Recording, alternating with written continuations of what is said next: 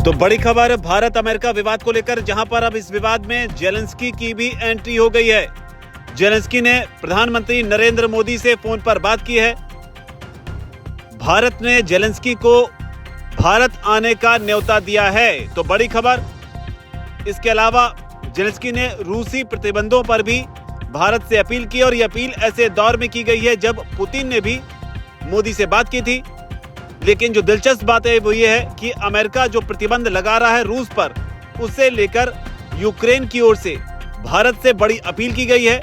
एक ऐसे दौर में जब अमेरिका न सिर्फ रशिया पर प्रतिबंध लगा रहा है, बल्कि भारत के खिलाफ भी टैरिफ वॉर छेड़ता हुआ दिखाई पड़ रहा है।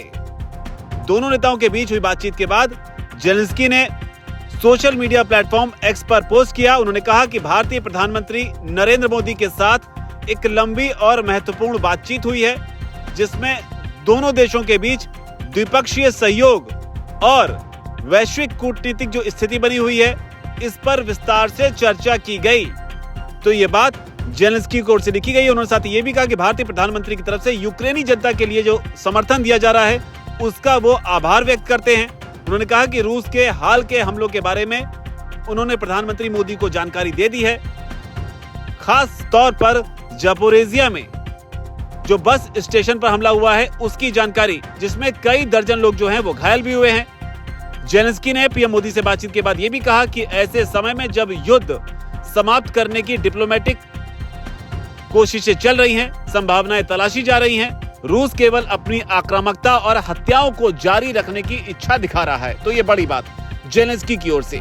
और इसी कड़ी में प्रधानमंत्री मोदी की ओर से, यानी कि भारत की ओर से भी जानकारी दी गई है। पीएम मोदी ने सोशल मीडिया प्लेटफॉर्म पर पोस्ट करते हुए लिखा कि राष्ट्रपति जेलेंस्की से बात करके और हाल के घटनाक्रमों पर उनके विचार जानकर मुझे खुशी हुई। मैंने संघर्ष के शीघ्र और शांतिपूर्ण समाधान की आवश्यकता पर भारत की दृढ़ स्थिति से उन्हें अवगत कराया है। तो ये भारत ने कहा है। साथ ही उन्होंने ये भी कहा कि भारत इस संबंध में हर संभव योगदान जो है उसे देने के साथ साथ यूक्रेन के साथ द्विपक्षीय संबंधों को और मजबूत करने के लिए प्रतिबद्ध है। तो ये बड़ा बयान भारत की ओर से, जहां पर रूस के साथ उसके संबंधों को लेकर अमेरिका बुरी तरह से बिफरा हुआ है, तो भारत ने यहां पर यूक्रेन को लेकर भी कहा है कि द्विपक्षीय संबंध जो यूक्रेन के साथ हैं उनको और मजबूत करने के लिए प्रतिबद्ध है। तो भारत यूक्रेन और रूस दोनों को साथ लेकर चल रहा है, लेकिन अमेरिका भारत पर टैरिफ लगाता जा रहा है। हालांकि बयानों का सिलसिला भारत और यूक्रेन दोनों की तरफ से लगातार जारी है। यूक्रेन की ओर से यह कहा गया कि भारत इस बात से सहमत है कि यूक्रेन से संबंधित सभी निर्णयों में यूक्रेन की भागीदारी अनिवार्य है। तो ये बड़ी बात है। उन्होंने ये भी कहा कि बिना उसके कोई भी समझौता निरर्थक होगा और उसका कोई भी परिणाम सामने नहीं आएगा। तो ये अहम बात हो जाती है। साथ ही ये भी कहा गया यूक्रेन की ओर से कि जेलेंस्की ने प्रधानमंत्री नरेंद्र मोदी के साथ रूस के खिलाफ जो प्रतिबंध हैं उन पर विस्तार से चर्चा की है। और ये चर्चा ऐसे दौर में जब लगातार यूक्रेन ये कह रहा है कि वो अपनी 1 इंच भी जमीन जो है वो किसी को नहीं देगा, खासतौर पर तब जब ट्रंप की ओर से जो 15 अगस्त को पुतिन के साथ बैठक होनी है उसे लेकर कहा गया था कि एक डील ऐसी क्रैक की जाएगी जिसमें जमीनों की अदला बदली जो है वो संभवतः की जा सकती है। तो ये जानकारी जब आई तो इस पर जेलेंस्की ने अपना बयान तो दिया ही, साथ ही भारत का भी उन्होंने इस मामले में विस्तार से जिक्र किया। और न सिर्फ जिक्र किया बल्कि साथ ही ये भी कहा कि रूस की जो युद्ध लड़ने की क्षमता है, उसको जो फंड करने की क्षमता है, उसे भारत कम कर सके। तो ये बात कही गई है।